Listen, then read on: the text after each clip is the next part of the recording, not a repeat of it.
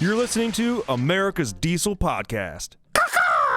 Special guest, Alex Burgi. Today is June 1st, Pride Month. Yeah. Yes! Yes, queen! It's just ironic that Very Gay Raptor came out today. Did it actually come out today? Yeah. Oh, the timing is just... It's impeccable. Wow, we did that. Not on purpose. Wow. Wow. Oh, God. That's awesome. Just so you know, this is the start of this podcast, too. Like, I did not plan that. Yeah. I didn't even think about it. Just so you guys are understanding the epicness of what just happened, we were starting this podcast and we just realized today is the first day of June 1st, Gay Pride Month, and we just realized that we released the episode for the Very Gay Raptor today. It's almost kind of like a slap, like It was on purpose. Push. I want anybody listening to know that you may think that we like big brained that. Absolutely not. Yeah, no. Burgi, that's a shock on my face. I had to put it together. Yeah. Yeah. That's funny. Good for us. Yeah. Good for us. Hey, I got one quick thing. So you know how I have I hate buttons with the legends, rubbed off, right? Rubbed off hate buttons. it. Used up buttons. Yeah, hate it. Can't stand it. It's like the worst thing that could happen to an interior other than like a big old hole in the seat, right? Yeah. So I'm on my computer today, and I'm like, some of my buttons are wore off on my keyboard. And it doesn't really bother me just because there's like no stopping it. Like we use a keyboard every day, right? Yeah, and if you're looking at a keyboard at this point in your life, in this job, you're behind. Oh yeah, in your job. My job, that's not a problem. Yeah. So I'm looking down at my keyboard and I notice the shift button has the T at the end rubbed completely off and the top of the F is rubbed off. It just says shit. I was like, oh my God, it just says shit like perfectly. I'm like, shit. Every time I'm hitting it, I'm like, shit. Just your pinky just hits it perfectly right there. It rests there because I don't even use that side of the shift button. Like when I like capitalize letters, I use the other one. But yeah. It's the little things in life. I'm like, shit. Good. Yeah. Good. Kind of funny. Let's get this intro out of the way.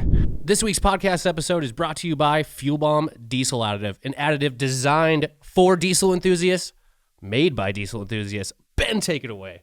Hell yeah, dude. So this is our in-house Fuel Bomb fuel additive for your diesel truck. Our biggest thing here is making sure that you can pretty much always have diesel additive on you all the time. You've got a lot of other additives out on the market that they have, anti-gel in there all the time. They have cetane in there all the time. They end up being big and bulky bottles.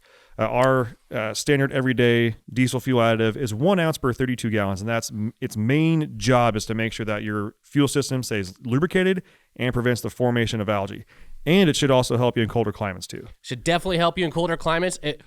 Along with cleaning your fuel system and maintaining it, it'll also help you bump that cetane number up for a more efficient burn of your diesel fuel. And if cetane is just what you're after, there's the Fuel Bomb Hellfire, which is our straight 8+ cetane enhancer. Yeah, and you guys asked, and we brought them back. We did go away from the bottles that didn't have the measuring little parts in there. We brought them back for you, so now you can measure out your 1 ounce per 32 gallons for the F-Bomb or 4 ounces per 32 gallons for the Hellfire. Both these additives are available on our website, dieselpowerproducts.com. Now let's get back to that episode. Hey everybody, this is Ben, Tyler, Alex, and Corey. Corey's not mic'd up, but he's listening. He can say things, and I'll reiterate them. Are those headphones working now? Yeah. Wow, that's weird. From America's Diesel Podcast, coming to Spokane, Washington. Today we do have a special guest, Mr. Alex Burgi, Deer Park Diesel. You can find us on Google Play, SoundCloud, iTunes, Spotify, anywhere you listen to podcasts. You can find us on there by searching America's Diesel Podcast. We do have an Instagram page. It's ran by me, loosely. Barely respond to comments, but it's there. We put teasers up and all sort of kind of shit. We do go live on there every Wednesday, right around 5 p.m. Come have a beer, talk a little bit of shit with the boys, have some fun. We do also have a Facebook group. It is America's Diesel Podcast - the group. There are 3 very specific questions you must answer with lots of wrong answers, lots of right answers. But I am the only one who checks them, and I'm trying to keep up the goddamn bots. The bots. And anybody doesn't actually listen to the podcast because it's a very spicy group, but it's a very high-quality human.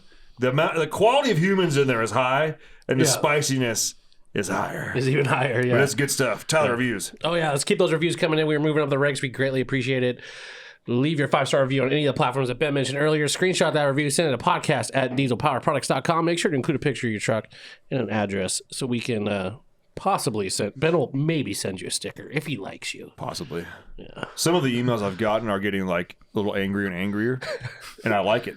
You should send him a sticker with like just half of one. Like half a sticker, yeah. Or like Draw. If you apologize, I'll send you the other half. Like I'll stick it on something and unstick it. Yeah, and I'll send them. Stick it on something like the carpet. Here's what I'm gonna do now. I'm gonna send an empty envelope with the sticker stuck to the outside.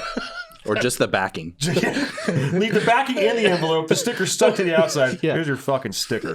Shut up. And this is why we love our listeners. And you got another one in the mail, by the way. By the way. Yeah. Should be Yeah, just send them a day apart. So like Yeah. they get it and they're all upset, and then a day later they actually get one. Some of them are good though. I've got one where he's like, I know the guy, like I know his name. He's Yeah. yeah. He's getting Mean pissy. words. I love it. I read it and I was like, I'm not gonna send it.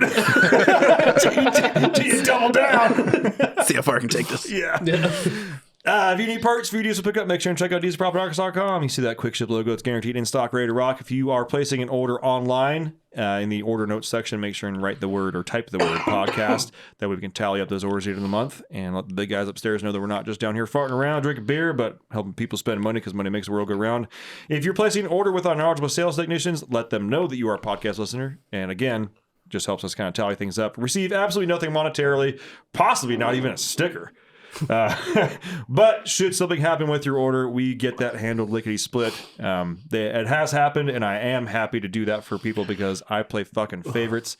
Other major sponsor of this video is going to be, or this podcast is going to be Deer Park Diesel, because we have Alex Burgi from Deer Park Diesel on. One of the attendees of Boys Weekend, which episode is in the Lost Files, never to be seen. Yeah. But It's been he's- redacted. It's been redacted. But it was fun. It was a banger of a time. Yeah. So let's get this shit going. Alex Burgi, it's a pleasure to have you on here. It's an honor to be on. I love what you do. I love your truck. I like the way you go about things. I love seeing pictures get posted of you on the Deer Park Diesel Facebook page and the projects that you're working on. It gets me happy to know that there is such a high quality diesel shop sort of in the area. If you guys could get closer, that'd be nice. Yeah. Just north of Spokane. Just north of It's Spokane. actually not that far. It really isn't. You hop on the freeway. It's like what, 10 minutes, 15 minutes on the highway. Yeah, something like that. 15 Yeah. 15 minutes from Wandermere. Yeah, not bad. Yeah, except anybody on the South Hill is like, Wandermere, that's Yeah, just tack on about 45 to that. Just make it a round hour. the other side of the goddamn state. Yeah. I'm gonna go there. Yeah. It means I gotta go down and then up again. Yeah, fuck that. I only understand this side. Yeah. But Alex, who are you at Deer Park Diesel? Like, tell me your spiel here. For me, basically what I am is I'm the lead tech / shop foreman. So pretty much I oversee all the quality control. I also do any of the bigger projects, the more involved projects, things like that. Anything from, we did like come and swap into a Suburban, and then everything from, re-gears, big injector job, any of the more in-depth stuff is more of what I do. Mm-hmm. Any of the, costly repairs, anything like that. And then I oversee all the rest of the guys at work. Also making sure that the quality is where we need it to be, because that's what we strive for, is the best quality we can. And we've got to keep a tight rope on it. Well, yeah, that's the name of the game. Yeah. As soon as you, I forgot what the quote that is. It might be like George Bush. I can't remember, something like that. But it's or maybe it's Reagan. I can't remember. But check, recheck, and verify. Something like that. I can't remember. Cooper told me at one time is like the I'm gonna fuck it up anyhow.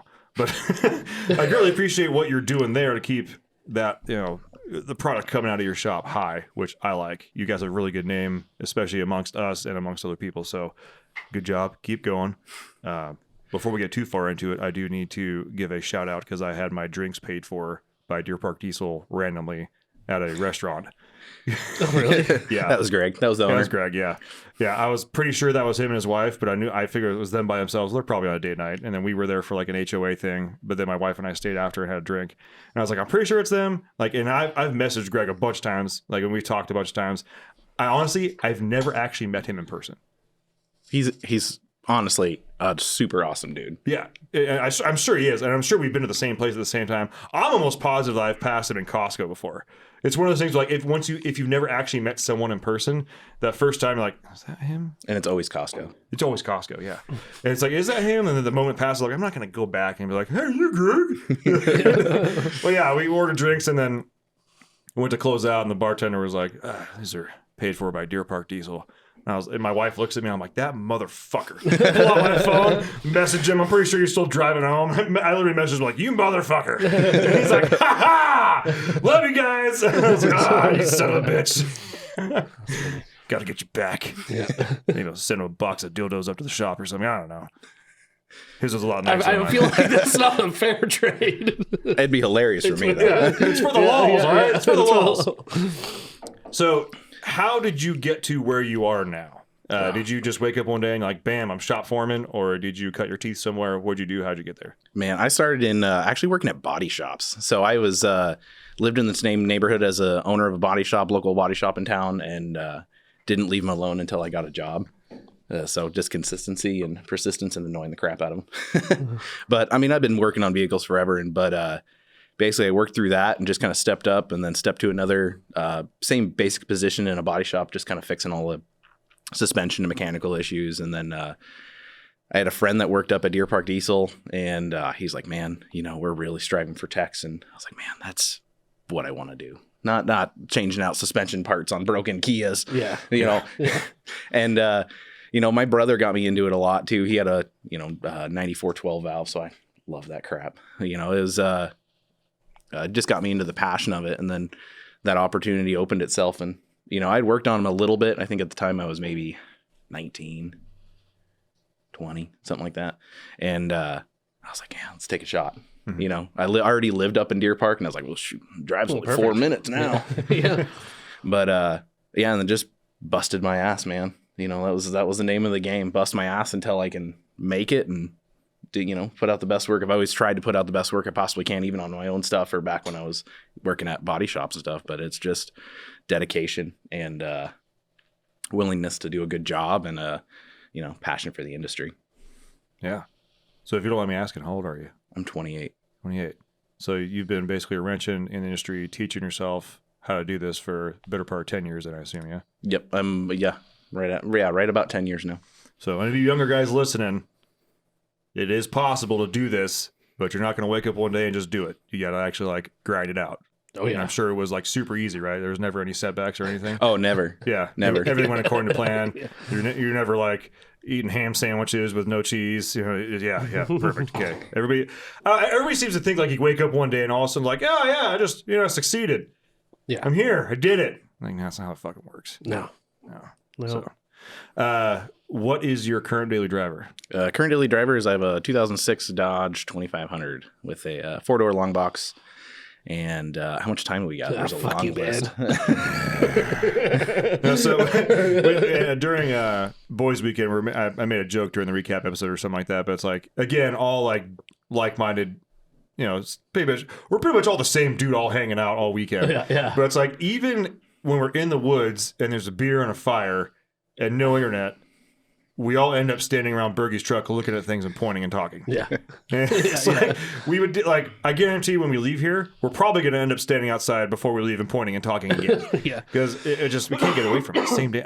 It's a cool truck, first off. And the fact that a lot of, time and sweat went into it. But yeah, give me the run on the truck. What you got going on? Oh, man.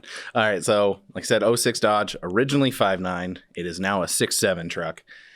Still 48 RE. Built engine by me. It's got Wagler rods, all Hamilton valve train, or Manton valve train, Hamilton cam. What else has got in it? It's got a 150% over dynamite injectors, their new 6-hole stuff. And then I've got a 64/80 compound setup, 625 head studs, blah, blah, water meth, all that fun stuff. Trans by Dynamic. John at Dynamic built my trans. John. DPC converter, all that fun stuff. What else is it?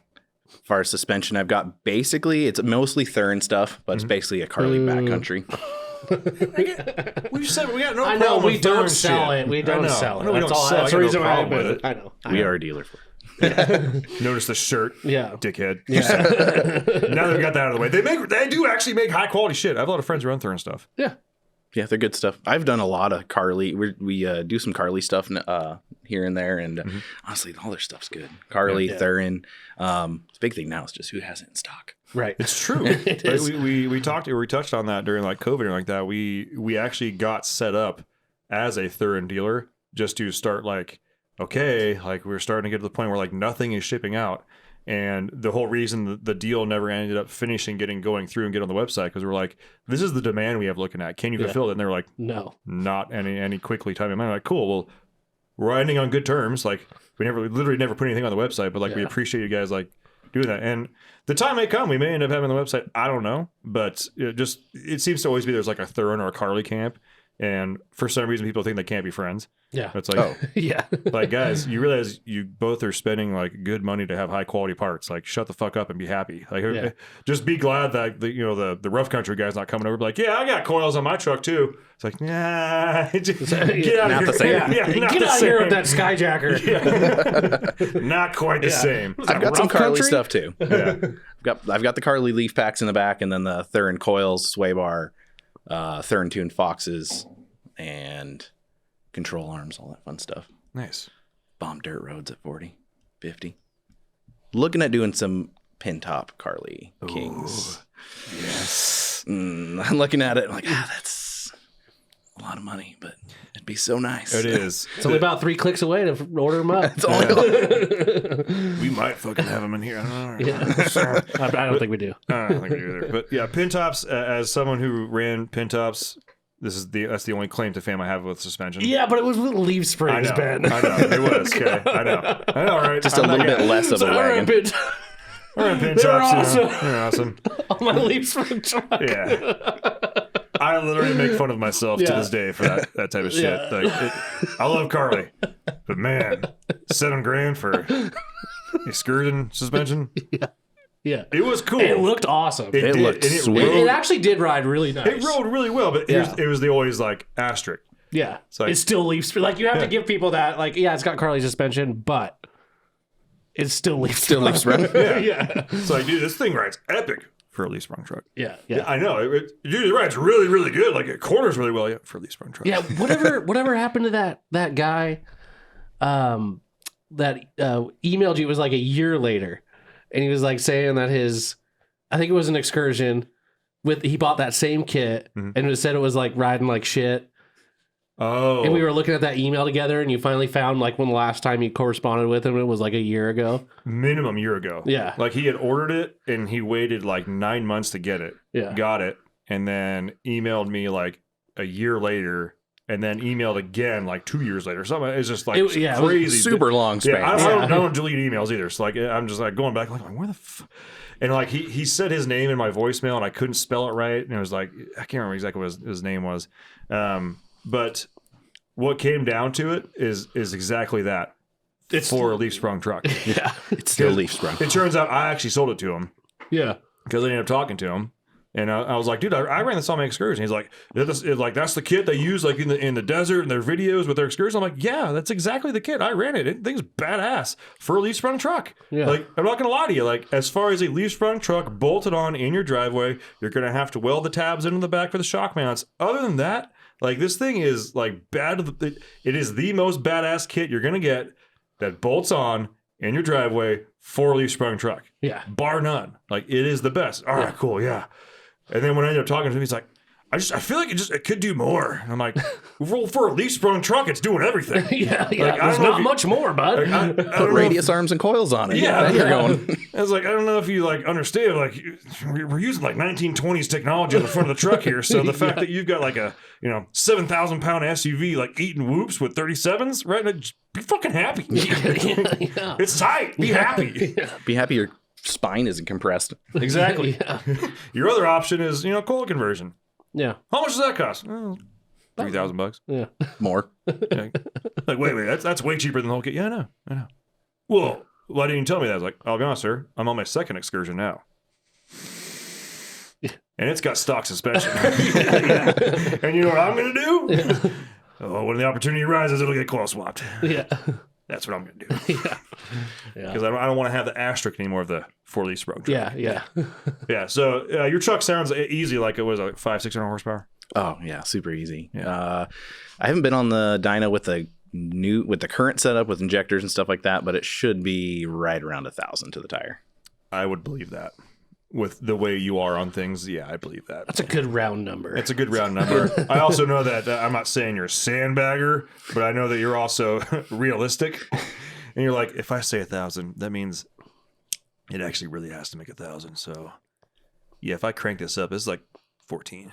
All right. Yeah, 1,000's good. Yeah. 1,000's a good round number. Good round number. Yeah. One of your comments was the favorite thing. I think it was in our Facebook group or was something else where you talk about, you do not want to daily 1,000 horsepower truck. And here's why. By the way, I love my truck. I will never change it. Yeah. But you do not want to do this. Yeah. I do not recommend it. A lot of trial and error. Lot of And it's how trial you and error. drive it. The biggest thing is how you drive it. Mm-hmm. Drive it, maintenance. Everyone's like, oh, you just change trans fluid every 60,000 miles. It's like every 10,000, 5,000 in this. Oils every like 2 or 3. Yeah. The best thing you said at the boys' weekend was, transmissions are consumables now. Yeah. Yeah. It's a thing that just wears out after 30,000 miles. Yeah. If you're lucky, 30. Yeah. Yeah. It's not they just service it. No, it's fucking It's like done. a full on rebuild. So it's clutches, converter, everything. Yeah. I think I'm only on my like fourth, something like that. Hey, you're still on one hand. Yeah. Still on one hand. That's Yeah. a win. That's a win. 3 engines, 2 engines, 3 engines, something like that. 3 if you count the original one. Sled pulling will do that though. Yeah. There's always a disclaimer with that. Yeah, sled pull. So do you watch your EGTs while you sled pull? I did one time, and then it just said 2,000, and I still didn't let out. I don't know why I looked. It's just a number. So far, I'm 100% breakage on sled pulls. Yeah. Every time. Yeah, you are. I've only done it once, but it broke. And you managed, One for one. You managed to break Pro Katie. Yeah. Good job. You can only go up from here. Yeah. Yeah, right. I mean, if you just complete a run, you'll be 500. Yeah.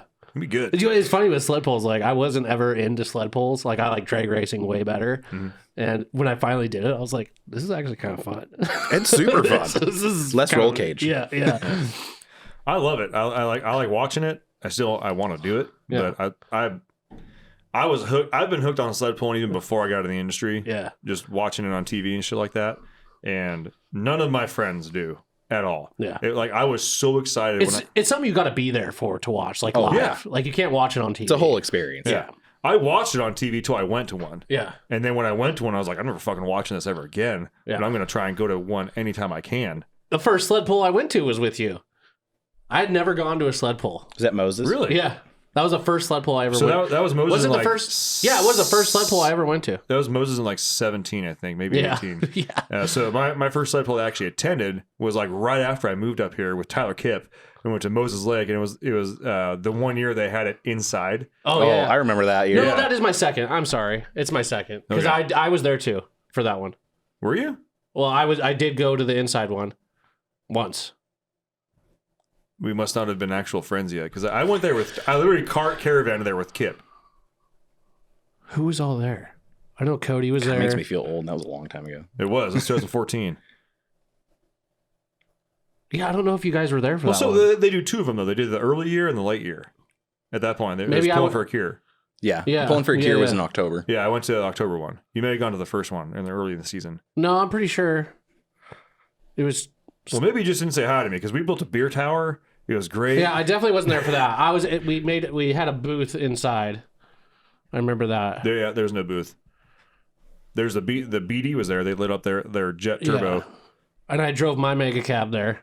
You did, yeah. Your mega cab was gone by the time I went. This is before my Oh, time. that was way before then. Yeah, it was never. before, yeah. Wow. Because by the time I got hired, your mega cab wasn't around anymore.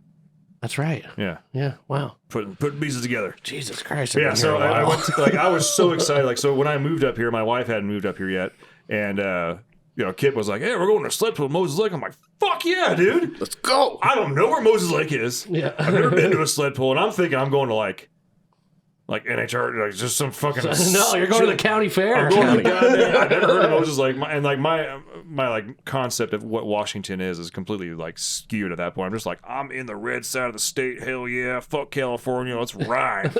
And so we like caravan over. There was like 6 of us, and all 6 trucks rolling out there. I take my roommate at the time, And I probably had black snot for like 2 weeks after that. Yeah. Because they were not planning on having it inside, and there was no vent. Like they had like the fans on. There was no tube And like going one out. door open on Yeah, Yeah. It was bad. Yeah. But I had a great time. I lost my voice probably because of all the soot and the beer I was drinking.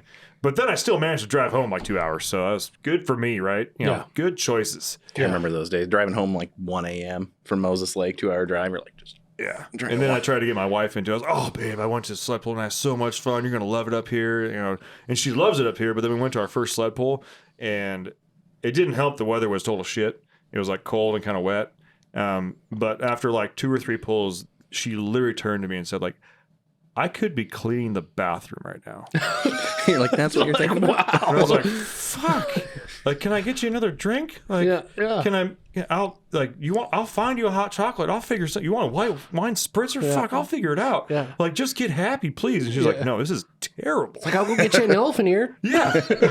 Something. Like, there's got to be a way for me to make some this cotton candy? more fun for you. And she was just like, no, this is awful. I hate it. She's like, I'd rather like, but and the thing is, she loves like demolition derbies. We go to demolition derby every like twice a year, even sometimes.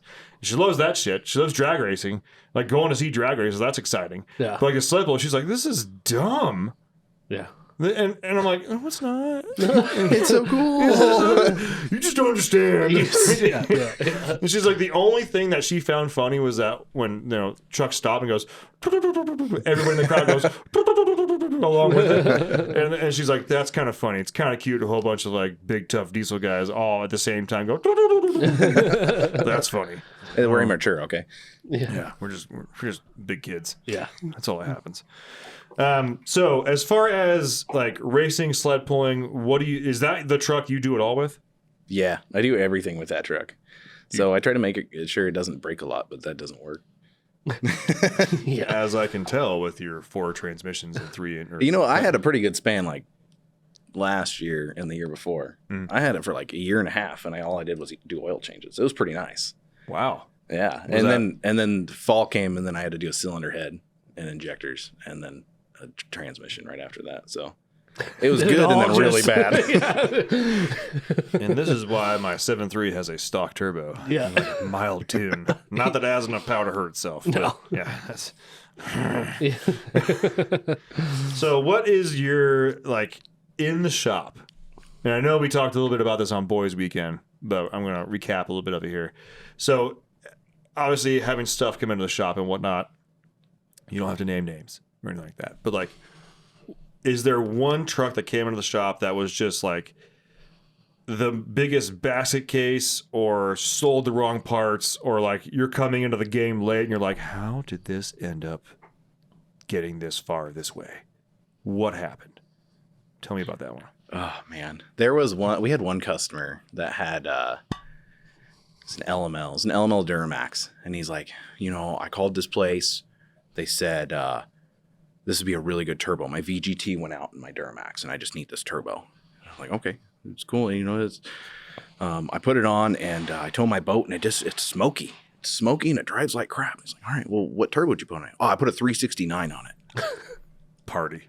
I was like, all right. I was like, what do you do with the truck? He goes, I drive it and tow my boat. And I was like, that's not a good option. All right. They told me I didn't need to change tuning, and all I need to do is leave all the sensors there. And I was like, yeah, that's wrong. Yeah. That's wrong. Yeah. Wrong. Oh man, there was just random tubes. He's like, I just made the intake work, and it was just like band-aided on there. And I'm like, that's not. He came back like, I was like, all right, well, we're gonna make sure everything's good here. And he drove away and came back like a week later. He's like, yeah, it's pushing a bunch of coolant now too. I'm like, all right, so we're gonna do a turbo and head gaskets now. Yeah. And get you on the road. Yeah. And also don't listen to those people. Yeah. Whoever told you this, you're not friends anymore. Yeah. Don't talk to him. Call us before you buy a part. So what was the resolution? What'd you put on it? BD Screamer. Fuck yeah. Perfect. Yeah. That's a bang on there. Yeah. And I'm sure he was thrilled after it was done. Oh, thing drove amazing. Yeah. Well, especially having like an LML and like to me, LMLs, first off, Duramax guys, you know who you are. But I do like LMLs. The nicer trim packages are nice on the inside, all that kind of good stuff. I can't imagine taking a nice LML and then making it run so shitty, but then the high afterwards of it running right again. Not only right, but better than it did before because it has a screamer on there and probably tuning now. That was probably like, oh my God, I was told such bad information. I fucking hate it when that happens. Yeah, it just makes you think of like the shop that did the work and like told them this is what you need, like drove that truck after, or maybe they didn't. They probably didn't even drive the truck after it was done. I'll take one, thank you, Ben. But like, how could they even Yeah. Thank you. think that like it was all good? You know what I mean? You're driving, you're like, it rolls down the Yeah, road. she's a little leggy, but Man, the amount of people I've had, the biggest thing for me is when 6'4" guys come in. oh god, that's a different breed of individual altogether. Single turbo 6'4s. Everyone's like, I just need to get rid of the compounds. Yeah. Put a single on it.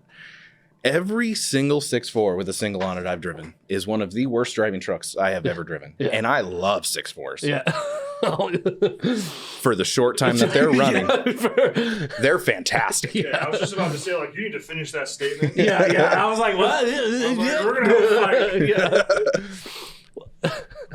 Well, it's like even like, why would you get rid of those? Like, but back in the day, like with the like Spartan tuners and shit, Warhammer! just Warhammer, Warhammer tune. all the way like 300 horsepower, everything stock, like an exhaust kit, that's it, and a tuner. And maybe an EGR delete if they had enough money. Every dyno event ever. Yeah. They had to start separating the dyno classes to 4 dyno classes, 'Cause Chevy they were and just Dodge, because the mopping. 6'4s just beat everybody. Yeah. They're like, oh, I made 580 on a tune. Yeah. Stock lift pumps, stock crystal magician wizard injectors, compounds just beep, bop, boop, Yep. bam, dyno winners. Yeah. But then you crack a piston, throw a rod. And, Yeah. It's the happiest 10 minutes you'll ever have. It is a fantastic 10 minutes. I'm not like It's more than 10 minutes, but just hypothetically speaking. if you've got a friend that has a deleted and tuned 6'4", I highly recommend you convince him to like either let you drive it or ride in it with him so you can understand what we're talking about. Don't buy it. And if he says like you break it, you buy it, don't drive it. Yeah. But go with him when like, hey man, He has if a you- plan. Yeah, he's like, you'll go with him for a rip because you will be like, especially if you've ridden other diesel trucks, you'd be like, oh, this thing's got to have injectors. This thing's got to have aftermarket turbos. Be like, Nope. like fuck no, dude. No. This thing's literally been beep bop booped in a weight loss kit, and this thing absolutely decimates, and it does. It's like When they came out, I remember where I was when they came out.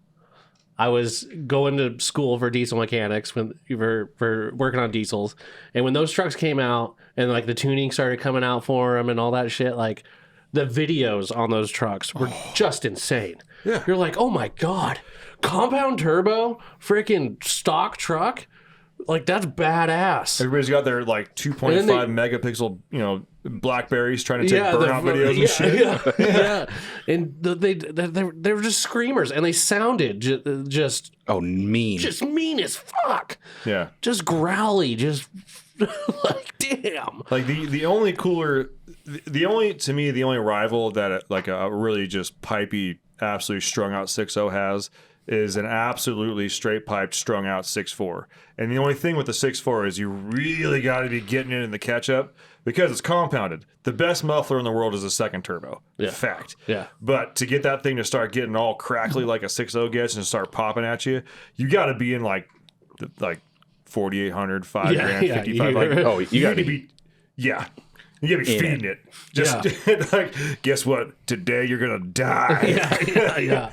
When from the factory they have a 40-pound boost gauge and it Yeah. buries it, Yeah. you know it's fun. You know, it's a spicy unit. Could you just imagine if like that engine actually worked out?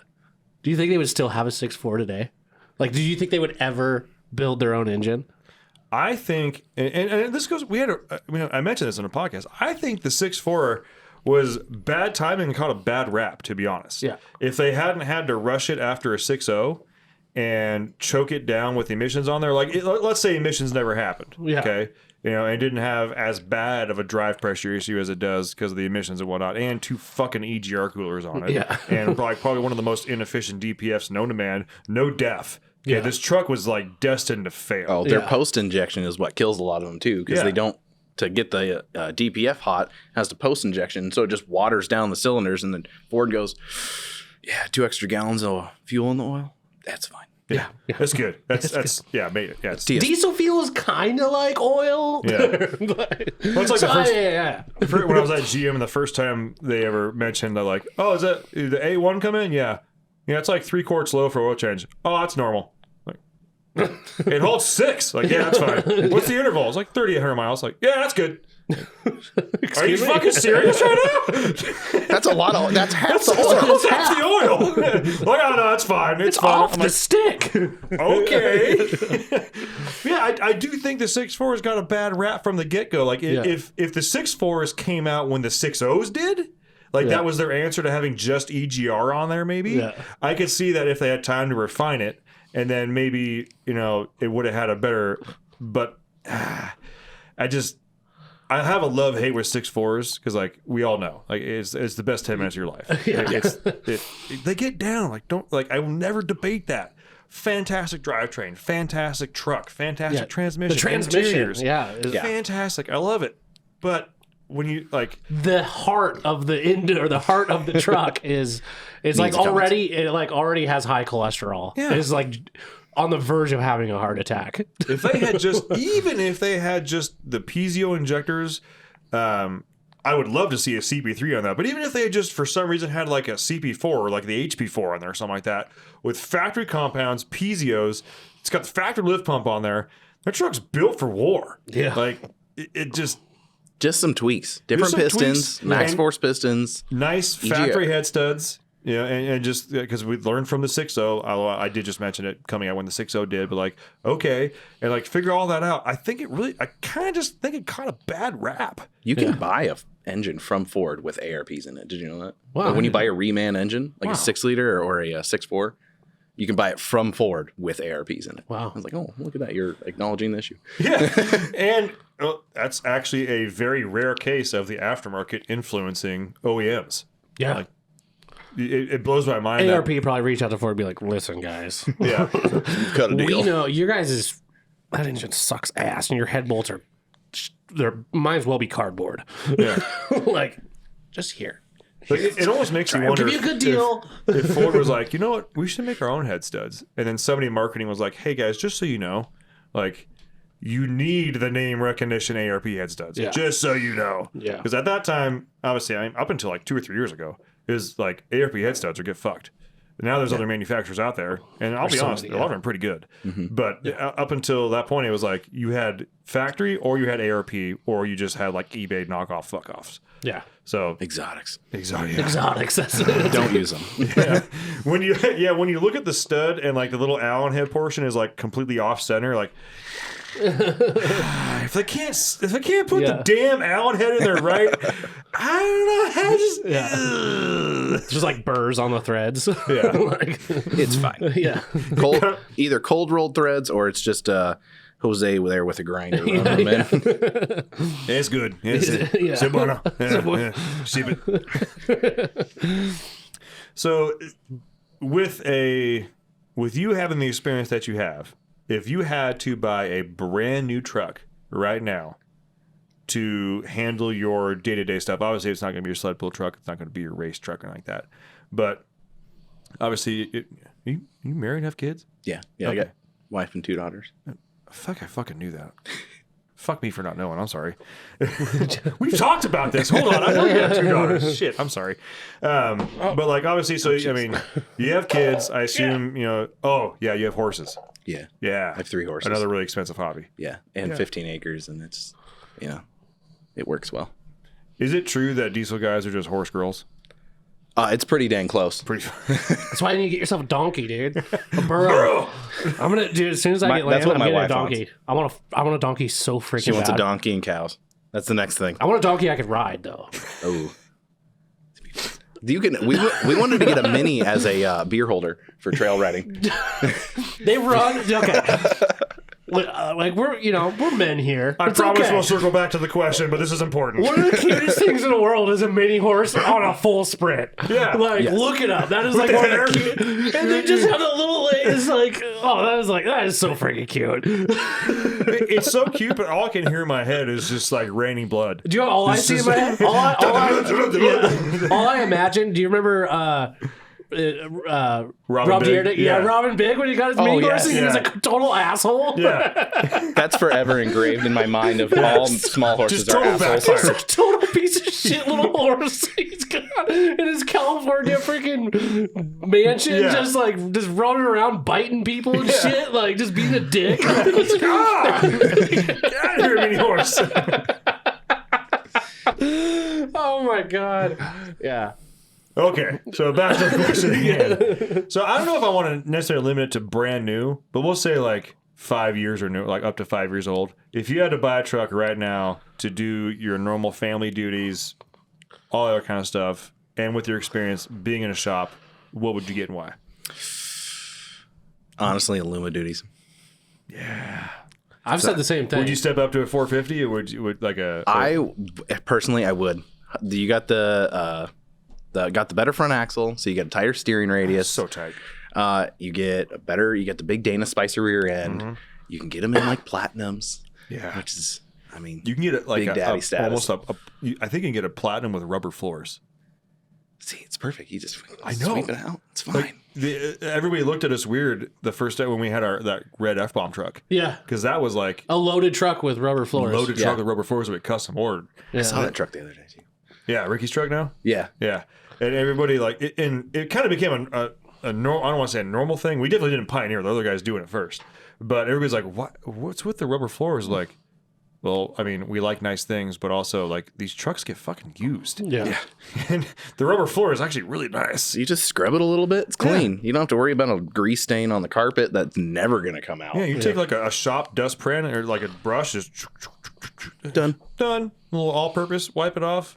Looks brand new. Yeah, yeah. So Lumidity F450. Would you do anything to it? Probably just some simple things. Probably, I mean, if we're talking like what I would do big money wise, it'd be get a pin top kit and some nice wheels and tires. And then honestly, for everything else in those trucks, the interiors are nice, the stereos are nice, everything else about them, maybe just like a calibrated tune in it. Yeah, just something to wake it up a little bit. Yeah, something just get rid of the legginess on the throttle and some trans tuning in it. Yeah. And that's really all those things need. Yeah. I mean, to do work and to be comfortable and go down the road well, that's all they need. Yeah. Ford's got it going on with the trucks right now. Yeah, you really do. Like They I really still remember do. the test drive we did on Long John Silver before we Oh, did yeah. anything to it. Yeah. I was like shocked. Yeah. Like I had to go home and tell my wife. Yeah. I was like, like, we I gotta want one save of up. these things. I want one of these things, but I don't think I can afford one of these things. Yeah, I had to like. Rain, where you at? Yeah. Cost as much as my first house. I went home and I told my wife, I was like, "Hey, I know we can't afford a truck right now. And I know that we're not going to be buying a new truck anytime soon, but I want to buy a new truck. like if like I have finally crossed the bridge, because at that point I was like modifying everything. I was like, if we ever get to a point or we do want to cross that bridge, like I could buy, it was the 10-speed. I was like, I could buy one of these trucks to the 10-speed and literally do like, as much as I want to do like nice suspension on there, I was like, give me like a 2-inch spacer on the front and a track bar and 35s. Yeah. And maybe a throttle sensitivity booster, and I will fucking drive that truck till the wheels fall off. Like that is, I am blown away. Like I was like, Lynette, I got on the freeway, I floored it, and it scratched the fucking tires. Yeah. It's stock. Yeah, stock. Yeah. Like, you know, I haven't driven a stock truck that actually scratched the tires since like 2003. And I'm not saying, I know there's other stock trucks out there that can do that, but just to actually have something that like, oh, what the fuck happened? What just happened? But yeah, I was blown away by that truck. Yeah. I agree. Tyler should have got Ford. Just saying. Give me your wallet. Yeah. It's only like Fuck, man. Trust me, I looked at him when I was looking for a truck. I was looking at a used 6.7 Power Stroke, and even I bought my truck brand new with like 9 miles on it for less money than a used Power Stroke. Were you looking at Luma duties or were you looking at the older body style? I was looking up basically pretty much anything 15 like newer. Yeah, 15 and newer. Okay. But To get a good even that, turbo. I couldn't even find one. Yeah, because when you were looking, it was during like the hard to find trucks. Well, it just started happening. Just started like when I found my truck online, and it wasn't even there at the dealership yet. And my wife's lease was up on her Jeep, and they called us and was like, "Hey, if you want to trade it in, like you got actually like quite a bit of equity built in this thing." And I was like, "Oh, let's go look at this truck." And we need this. I call them, and they're like, "Oh, it's not even here yet. We'll give you a call when it's here." I'm like, "Oh shit!" And I got a call literally the next day. And we went down there, and it was the only non-cab chassis Cummins there. They didn't have any other ones. There was the only one. And that was Dave Smith? Or was No, that it was Dishman. Oh, it was Dishman? It was Dishman. Yeah. Yeah. And it was honestly, it was right before the prices started going up. Yeah, I you caught it just the right time. I caught it Oh, yeah. right before. I mean, right before. Because I even like 6 months later, I like booked my truck and it was like 65 or something. I was like, whoa. You're like, I can make money right now. Like, I totally could. And when I was buying that truck, the sales lady that we were dealing with said, we literally had a guy come in that he bought a brand new 2020 from us. Came this was like 2 weeks ago. Bought a brand new truck, came in, traded it in, made money on the trade, and bought a 21. And I was like, "Are you freaking shitting me right now?" She's like, "Yeah, the used truck prices are through the roof right now." Yeah, I'm like, "Oh my god!" Everything else hadn't How are you caught up guys yet. selling them for? Yeah. I was like, that's what I don't know. I was like, how are you buying them for more than you sold it for, and Yeah. then selling used ones for cheaper than you're buying them? I was like, How does You this can literally work? flip a car to a dealership. Like, what the Yeah, fuck? yeah, like that never happens. normally you're supposed to lose like 30%. Yeah, Yeah, but you caught that spot right before people were accepting like paying astronomical amounts for it. Yeah. But the demand was high. It was like that. and supply was super low. So yeah. So they were coming off like you mentioned, like the truck wasn't even there yet, and it was basically sold. Like you were like, I want that one, and it wasn't even there yet. Yeah. But yeah, I remember when you were looking for that thing. Yeah. I really want. I want And I to didn't get tell. Ford I so bad. honestly, I think you're the only person I told that I was going to go buy a new truck. Yeah. Cooper was like, "Why didn't you tell me?" I was like, What year is yours? 21. It is 20. Okay, I Yeah. wasn't sure if you still Yeah, had well, CP3 or CP4. on. Yeah, I popped the hood on it, and I was Yeah. like, "Wow, that CB4 looks just like a CB3." I'm like, look, I think I texted you. I was like, "Dude, am I crazy right now?" Because I had a brain lapse, and I was like, "This is like," I was already looking up the CP3 conversion kits, kits, and I was yeah. like, "I'm just gonna get one of these kits like ASAP." And then I look at it, and I was like, I think I texted you, and I was like, "Dude, did 21 switch back?" And I don't remember what you said. I responded with like, yeah, it's only 1920, like, or something like that. I thought he had a 20. No, I came in and You asked thought him. it was a 20. I thought it was a 20. I was like, your truck's a 20, right? He has 21. I'm like, dude, you have a CB3. Yeah. He's like, what? Oh, wait. Yeah. yeah. I popped the hood to check. And I was like looking at it, and I just didn't put it together. I know I read that. I read somewhere that they were switching back, and it just kind of like went just in one ear and out the other. Yeah. And then I'm looking at it, I'm like, It went on for a while too. The dealers were paying shops to put CP3 kits back oh on. yeah, there was Yeah. a big that. We did several of them. Yeah, And that- it comes in waves, but Yeah. we've done a lot of them. Yeah, but no, and I ended up loving the truck. I love that truck. It's simple, it's nice, it's it's got just the right amount of amenities. It's manual 4-wheel drive still. Well, at the end of the day, it does what you need it to do, and it fits your budget. Yeah, and honestly, I'm not a real fancy guy anyway, so it's Plus, I think like a it's- base model 5th gen is like a high trim 3rd gen. So yeah. Well, so really is. I mean, mine A is high-trim a cloth trades. interior, Yeah, yeah. mine's a tradesman, so it does have cloth interior, but it's got the appearance package, so it doesn't have like the flat black. yeah, it's got all the chrome. It's got the chrome appearance package. It's got a backup camera. It's got a good stereo. It's what is it? What else has it got? It's not a 2nd gen. It's not. Yeah, yeah. But no, I truck does what I needed to do. Although the transmission is a schizophrenic freak. trans tuning. That's why you paid what you did for the truck, Exactly. and that's why you couldn't find a Ford. I'll take my schizophrenic freak. So, See if John will build you just a valve body. Well, Andrew was on. He's like, dude, we need to manual swap that thing. I have a. oh, he messaged me. He sent me a picture. He's like, hey, let Tyler know I picked up his core. you sent me a picture of it. Oh man, we had I would love to manual swap. one of my coworkers hooked him up. He got like 3 cores. 3 or 4 cores from Canada like last week. He goes, "Can you deal it, Tyler?" No, I picked up his swap core. I think I got an adapter housing too. We'll see. Yeah. Jesus Christ, guys. I in a T case. I might have some stuff. Oh, So Lordy. I got a couple hard hitting questions for you. Yep. What is your favorite color? Oof. Oh God. My daughters always ask that. It's important. He's going to ask you what your favorite shape is next. I am. We'll do red. Red's a good color. Do you have a favorite shape? Oh, it's a circle. Circle. It's a good one. It's like a circle. It's like a circle. It's circular. It's circular. Never It goes ends. No around. beginning, no end, like a triangle has corners. It stops. Circle. No beginning, no end. Yeah. I gotta ask the hard hitting questions, Tyler. They're important questions. Yeah. You gotta learn a lot about a man by his favorite color, his favorite shape. Even though my truck's blue, but what they have. Oh, then what'd you just learn then? With a circle in red. What did you learn? Tell me. Explain it. I learned that. Nice. He's coming up with things right now. And the more comments you make, the more I'm thinking. It's stalling. I'm learning that Alex holds his daughter's opinions in high regard because he said, my daughter's always asked me that question. And then he had to think about it, which means usually with his daughters, he probably says, like, I like light green or purple because they like maybe light green or purple. But he's like, I think it's a manly fucking red. Maybe. I don't know. And circles are fun because I like wheels. Wheels are fun. Turbos. Boom. 2 turbos. And there's wise words from Ben. Hey, I'm asking the questions that gotta be asked, man. The hitters. Life's important questions. Other questions I have for you. These are actually real ones. So Thank I would God. be pissed off if I didn't ask these questions.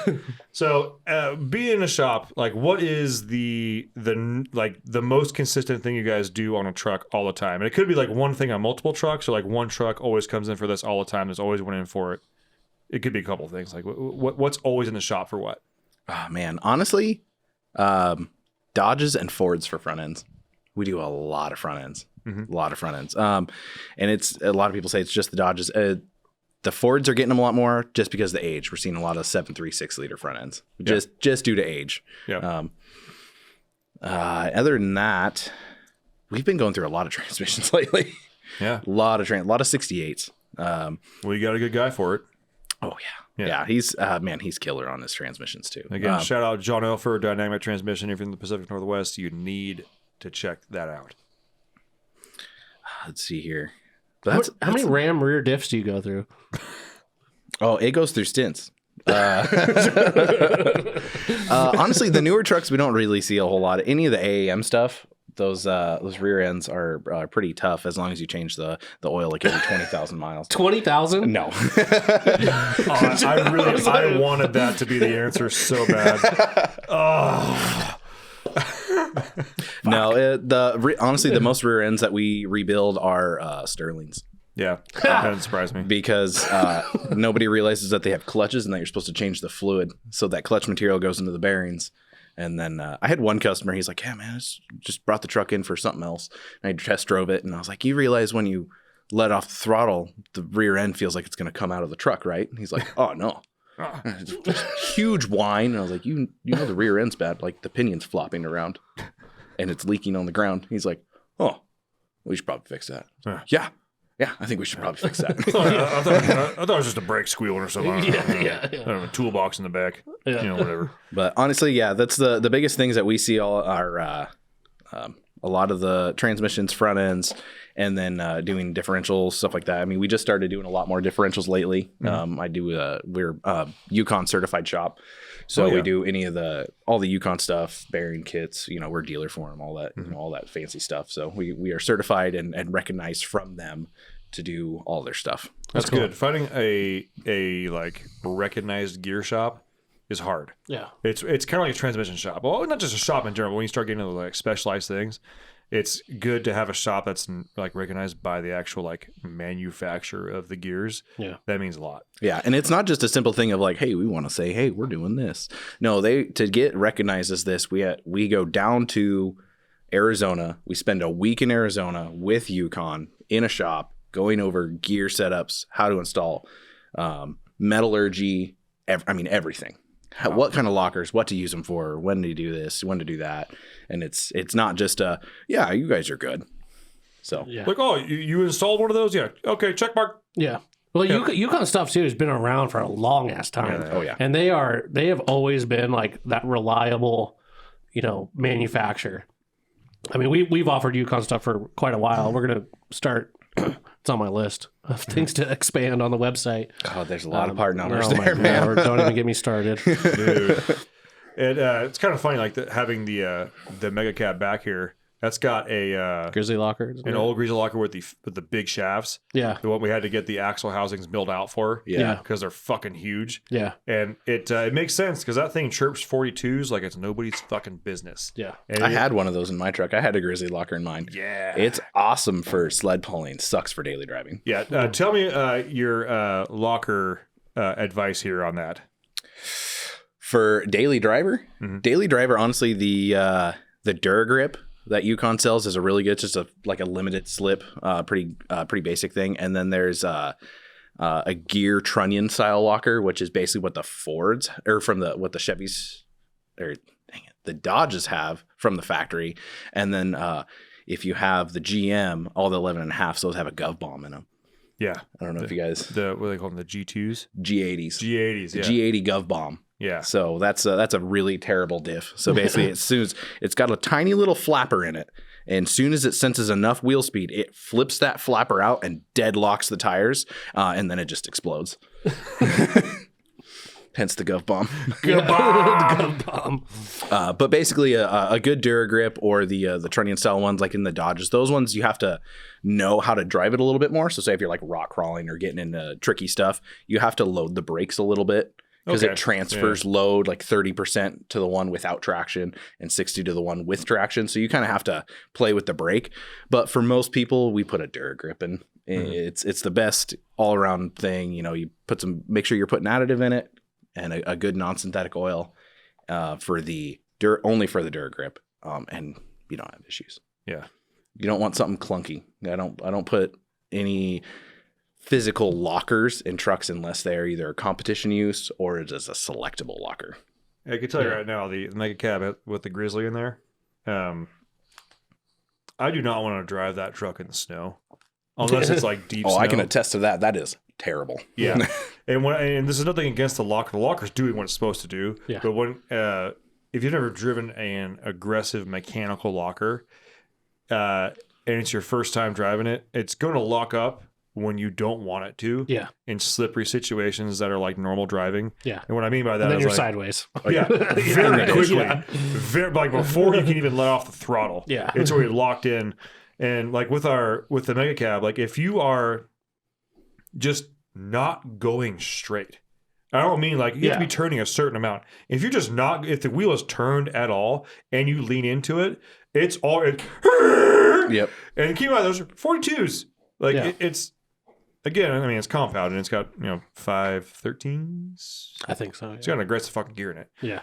But like, it's hilarious. It makes you laugh. Yeah. But again, like in the snow. If you're trying to be like a responsible driver in the snow in traffic. Not happening. Yeah. Like you're going to come into that parking lot sideways. Yeah. It's one of the only trucks that I like the long on-ramps that are like long and sweeping. I'm sweating driving that truck. Because like, it's dead dry outside. And I'm like, I could lose this at any moment. Yeah. If I lean on this too hard, I'm gonna give me the fucking Jersey barrier. Like I'm done, and then I'll get fired. Yeah. Damn it. Yeah. Another question for you, because we get a lot of the people asking about like budget builds or getting a first diesel to start building.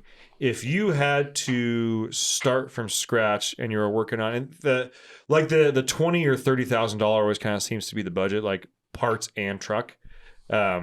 If you were to kind of like, I don't know, should it be like first diesel truck, Tyler, or should it be like if you're a diesel guy and you're looking for a truck to kind of start tinkering and partying with? I think a diesel guy looking for a truck to start tinkering with, because a lot of first time diesel buyers, I think, are looking for a something to work on too, like and get a really good deal.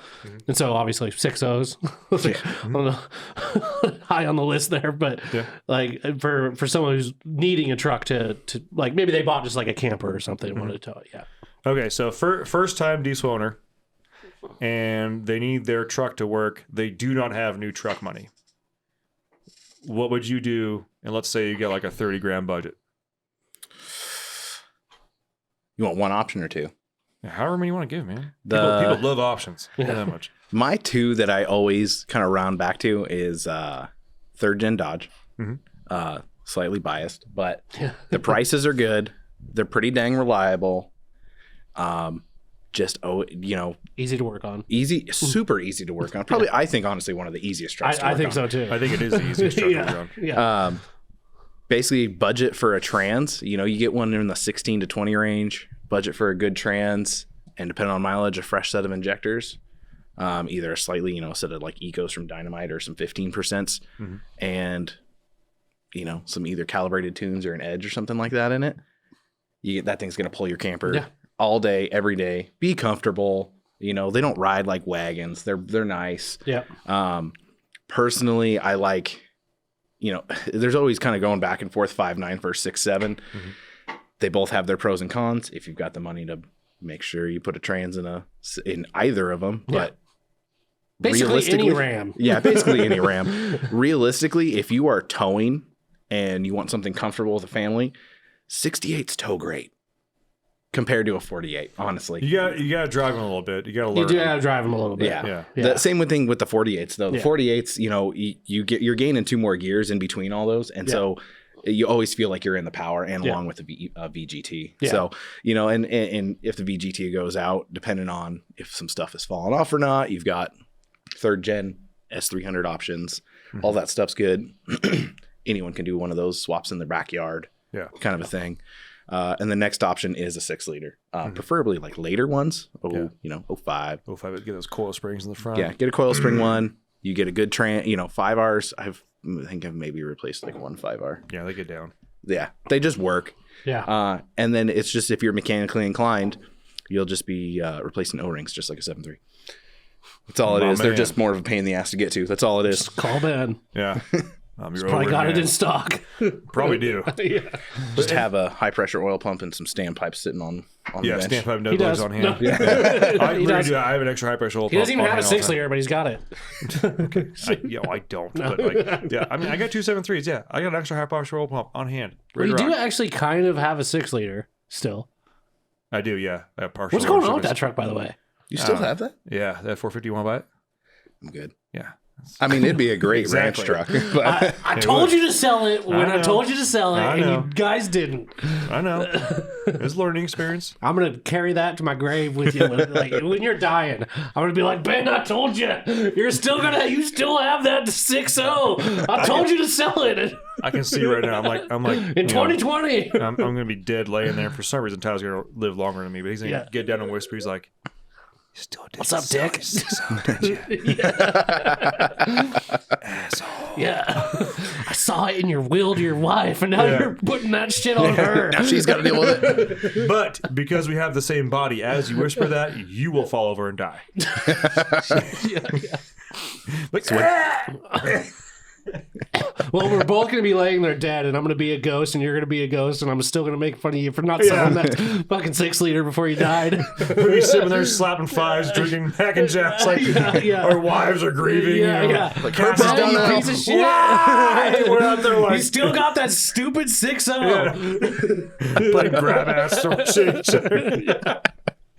Fuck. Yeah, we had a. I don't remember what episode it was, but we had someone ask about that, getting into a 6.0 compared to a 5.9, and the deciding factor. And I was like, if you haven't, like, just I don't know how mechanically inclined you are. And I think he said that he was like, it would be his first diesel, and that he was mechanically inclined, but has not done a lot of like automotive work. And I was like, I'll tell you what, Google the engine bay of a 6.0 and Google the engine bay of a 5.9 and a 3rd gen. Yeah. You tell me which just looks easier to work on. And don't get me wrong, like having my hands on a 6.0 now, like once you get all the shit out of the way, it's a V8. Okay. Yeah. You get there, just there's a lot more stuff in the way. But I was like, just look at either of them.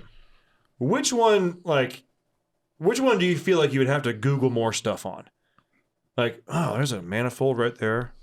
There's a turbo. There's fuel going in. There's air coming out. There's a manifold and a turbo. And okay, there's exhaust. And it's like trying to, like, seeing someone who knows that, but then explaining up pipes to that same person. Like, wait, what? Yeah. An up what? There's pipes going up. I have a down. No, I have down pipes. Yeah. Like, no. You have a down pipe, Yeah. but you need to worry about your up pipes.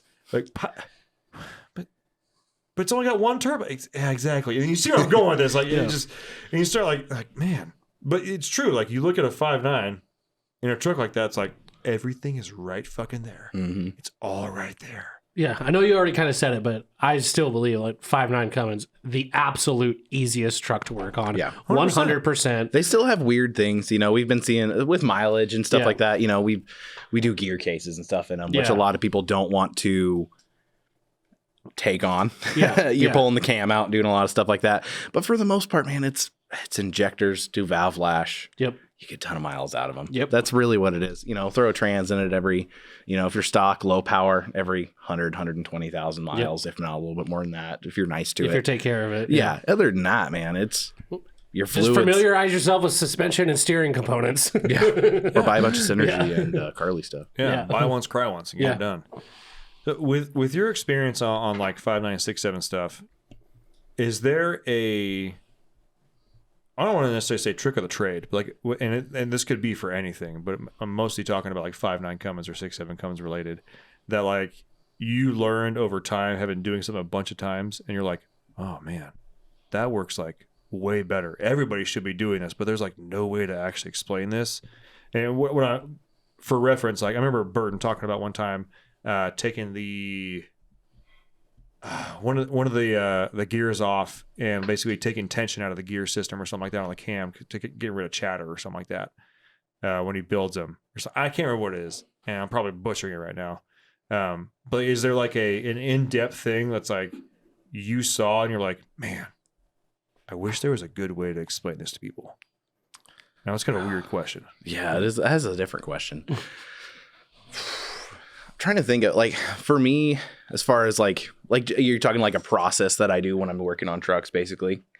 That's like it's like a specific thing. Mm-hmm. It could be super pinpointed right now. Like it's fine. Like I don't care. Like it just like a certain thing. Like when I do injectors, when I do this one thing, after 3 sets of them, I found they never fail after I do this one thing or something like that. Yeah. Let's see here. Like on injectors, the biggest thing is cleanliness, but a lot of people do that. But the my biggest thing is on like Cummins. Everyone always associates Cummins with leaking a bunch. To be honest, my biggest thing is, and it's a different process, and it's a process that someone taught me.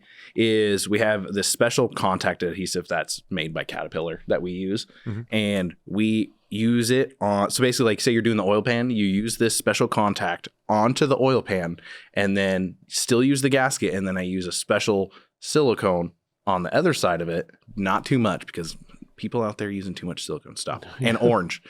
I swear you eat that stuff for breakfast. I've never had anything leak doing that. That is my and it kind of varies on a bunch of other stuff, but as far as engines and what kind of seal and stuff it's using. But for me, I have a specific process that I always do for every Cummins. It's mainly Cummins because they're kind of the only ones that use actual gaskets still, to not have them leak. And because that's a lot of people's pet peeve, you by leaving oil spots on your driveway. I mean, if you have a 7.3, it's acceptable. It's like it is 2 drops, sick. Yeah. Sick. That's like it's freaking new. Yeah. I know when I used to work at a dealer doing oil pan stuff on Cummins, I'd take the oil pan out, and I would take a small ball peen hammer and put the oil pan on like a bench and lightly tap every bolt hole, because it's like a really thin stem steel pan, and sometimes if they're like tightened, it'll suck up, and then obviously create. I do the same thing on 7.3 valve covers. Yeah. Yep.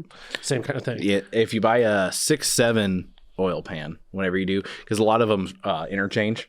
6.7 oil pans have actually a stiffening ridge Oh, so they don't do that. Gotcha, It's a second yeah. layer of steel. I haven't all done the one way with a around. 6.7. I stopped working there before those started leaking. Mostly 5.9. It's got a Cummins in it. 6.10s. It's got a rear main leak. Yeah. Fact. Well, kind of another one too. I don't know if you do this when you do turbos on 6.7s, but pull the turbo off with the manifold. Don't try to freaking take the turbo off the manifold. Man, I get them out without the manifold. I hate mainly doing them. mainly Without on them. emissions and tack trucks because then you're taking all that crap off there. Yeah. But there is a specific process. You take on 6.7s, take all the nuts out for the turbo mounting. You take the grid heater relay, move it out of the way, and then if you just put a little bit of pressure from the bottom of the engine, either on the motor mount or on a pan with a big block, and get it just enough, you can get that thing to, and then ratchet strap the exhaust back. You can get that thing to plop down and then turn it, and then just pop it out of there. See, that's the kind of shit I'm talking about. Like the like after doing something enough times, like I can get a 1/4 inch here, pull that there, inch over there, and all of a sudden it's like a tweeter in Varsity Blues. It's like, do Vicodin, Percocet it, and the panties drop. They just drop. It's like, tweeter, you're gonna like prison? He's like, what? That's exactly like what you just described right there was Tweeter describing how you get a turbo out of the truck. I do this, I do that, I lean on it, and then I wait till 4 p.m. because the barometric pressure is perfect in the shop, and I hit the front headlight with a hammer, the turbo just falls off. Yeah. Thick. Do you guys work on a lot of 7.3s there? We do a good amount of 7.3s. What do you do mostly on them? How much do you hate him? Man, 7.3s, honestly, it's front ends and fixing oil leaks. Yeah. Kind of the main things in 7.3s is front ends and fixing oil leaks, because if you've ever driven a 7.3, it always clunks in the front end, and it's your sway bar links or your leaf finger bushings, so replace them. Can confirm. That's honestly the biggest thing on 7.3s, and then like a low ICP code, because it's a 7.3. Yeah.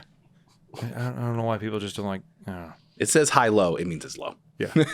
It's very rare. Yeah. You get like, oh, your high pressure oil pump, it's too good. It's too good. It's too good. These No such thing. These split shots, yeah, they've got too much oil. Yeah. Said no pump ever. Yeah. Okay, least favorite truck to work on. 6.5 Chevys. Just because they're still out there and I hate them. Lane Tansy. I did not think you were going to say that. 6.5. Was it Lane Still or Tyler Duramaxes. Lowen? Tyler Lowen. Yeah, Tyler glares at Tyler. Yeah. Yeah, it'd be either that or LMLs, because LMLs are just so involved to do pretty much anything. Yeah. Or if you're Chris, he loves Duramaxes. Boys, Corey remembers. So I'm going to paraphrase here. Yeah. So as you guys know, the actual Around the Fire episode did not air. Redacted. It was redacted. But the four of us were there. Yeah. And we had Chris on, who's one of our newer sales guys. Awesome sales. Like, the guy's a fucking stud. Yeah. I'll be honest. He was, if you saw my Instagram post, he's the one I was at his shop to do the transmission stuff on the green truck. But to put it out there softly yet bluntly, we were around the fire. You know what happens when boys are camping around the fire. Yeah. Certain consumables happen. Legal consumables. Yeah. I don't want to stress that. There's Yeah.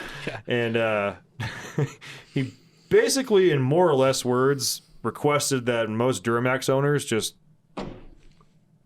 don't worry breathing. Just don't worry yourself with that in and out breath and heartbeat. Yeah. Just take it easy. Yeah. Take a break. Yeah. Take yourself dirt nap. Take yourself a dirt nap. Take yourself a long, nice, quiet dirt nap. Yeah. And don't get me wrong, we sell lots of Duramax parts. Yeah. Ironically, once we publicly started talking shit about Duramaxes, Sales sales went went up. through the roof. So we're going to keep doing it. It's fucking weird, right? They're still pieces of shit. Still pieces of shit. And the funny part, and I totally called this too with the other two marketing guys. So with the LB7 that we have, now that we got new, like, we just put batteries in and now it's charging and running and fine and everything. And the AC works, which is nice. The seats are fucked. It barely tracks, but it gets the job done. And I looked at our other two marketing guys, and I was like, "How much you want to bet just this truck runs and drives now?" It ends up becoming the DPP favorite in house because it's the only truck we don't worry about getting dented. It always starts, and it's stock as fuck. I literally have a gold 4-door long box LB7 that I'm just finishing for our shop. That is just a head gaskets, injectors, pump, swapped the short block in it. Just stuff we had laying around. Mm-hmm. And it's like, it's already beat up. Who gives a shit? Exactly. Runs great. I mean, I don't ever want to work on it again, but it runs great now. And the funny part is, too, so we have the day we're filming this, it's June 1st, Pride Month. But we have an event on Saturday the 3rd. And I've seen that truck go in and out of our parking lot more times with stuff in the back, just moving things around. Like literally with the owner of the company, the GM, just driving around, just getting shit done. I'm like, called it. Yeah. Beater work truck, man. Beater, like it just. But it's gonna be a fun beater work truck. Oh, totally. There's something so like, I don't want to say like satisfying, but like something so comforting about a truck that you do not. Like that's the famous Jeremy Clarkson quote. Yeah. Is there? It's so I can't think of the word, but it's so invigorating or whatever having a truck that you don't give a shit about the resale value of. Yeah. Like if somebody T-boned were like, does it still run? Yeah, Sweet. There's a door open and close. Yeah. No, I don't need your insurance. It's Tailgate open and good. close? Yeah, I don't give a fuck. Still use it. I care so little about this actual It's freeing. truck. Something so freeing about having a truck you don't care about the resale value. Exactly, and that's it. Like there's trash cans in the back. We're going to use it to go help the DJ pick up the stage and shit. Yeah. And it's just the AC works. The stereo doesn't even work. Yeah. The AC works and it starts. It's an early Chevy, so Tyler probably loves all the buttons are probably rubbed off. Believe it or I haven't not, even seen the inside of it yet. So this is like such an early LB7. Like no, it does have buttons on it. There's no digital display for the AC. It's just a knob, but it does have actual buttons on it, and they're not actually worn off. How? I don't know. Those are normally the worst ones. I think it's so early though because it's not that 03 up. It's the early. It's like an early 01. Where they actually like engraved the button. Yes, and what I'm talking about is like the window switches, the ones where you can like put your finger and curl up underneath, not just the button up and down. And there's no buttons on the steering wheel. It's like before cruise control was on the steering wheel, it was on the shifter. on the Oh shifter. gosh, that is. Yeah. It's an 01? Yeah. Oh, okay, yeah, that explains it. Yeah, and it's like cloth interior, like work truck. Like it's. I don't know if it's manual floor shifter. Like it's Base model. yeah. She's a working girl. Yeah. And that ever elusive pewter. God. Yeah, that's the same color as a pewter tan brown thing. The disappearing color. Yeah. The color, like it's basically might as well be camouflage. Like you will always lose it in your rearview mirror. It can be dirty as fuck. Can't tell. Hey, it's Can't got tell. AEV wheels on it though. It does. The comments on that when we posted it and we showed the wheels on there, like AEV makes Duramax wheels. Like what the fuck? Like guys, No, they're just same they're bolt 8 on 6.5. Like It's the same. I remember back in the day, I used to see a lot of Cummins guys running Hummer wheels. Oh, that's still a thing. That's still a thing. I haven't seen one in so long. Yeah, have you ever seen one? It's mainly I used to third see gen them guys. long. Yeah, Two- when I had my second gen rolling around town, I'd see them all the time. Hummer wheels. or the old 16.5s with military tires that guys put on.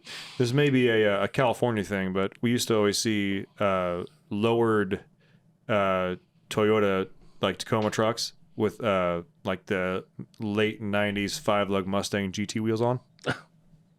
Because they're like the factory like 17, 18s, and they have that kind of dish to them. You can put like a 240, 240, 40, 17 on there or something like that, and they tuck real nice on like a. I dig it. Yeah, I dig it. it. Actually, Yeah, like I'd do it. once you get past, and they sold blank wheel lug covers for them that didn't have the Mustang on there. Or like yeah. some Cobra reps on one. Exactly. Yeah, You I'd look do at that, and you're like, that's a good.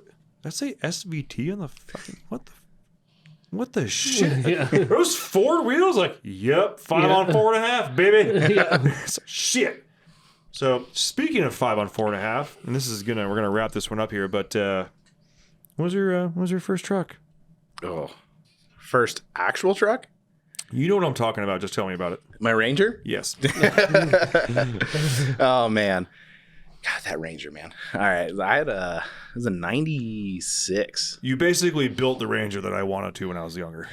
Yeah, that thing had a lot of time and money into it, man. I built that when I was 17. It was actually really nice for building a 17-year-old building it. But that thing had, it was a 96 Ranger, 3rd gen one, fresh paint on it, cowl hood, custom bumpers front and back. Getting into the fun stuff, had for any of the Ranger guys out there, they'll know the stuff on it, had an Explorer 31 spline limited slip rear. It was linked on coils in the front, 4 linking on it, and 14 inches of travel in the front, like 12 in the rear. And then it had a Mustang 5-liter in it. Oh, hell yeah. With a 4R70W and an NP205. Hell yeah, that's cool. It was a fucking beast. That fucks. End up selling it? What would you do with Yeah, that? I sold it when I bought my first house because I was having kids. And I was Yeah. like, I can't put Yeah. kids in this. Because where the jump seats were subs.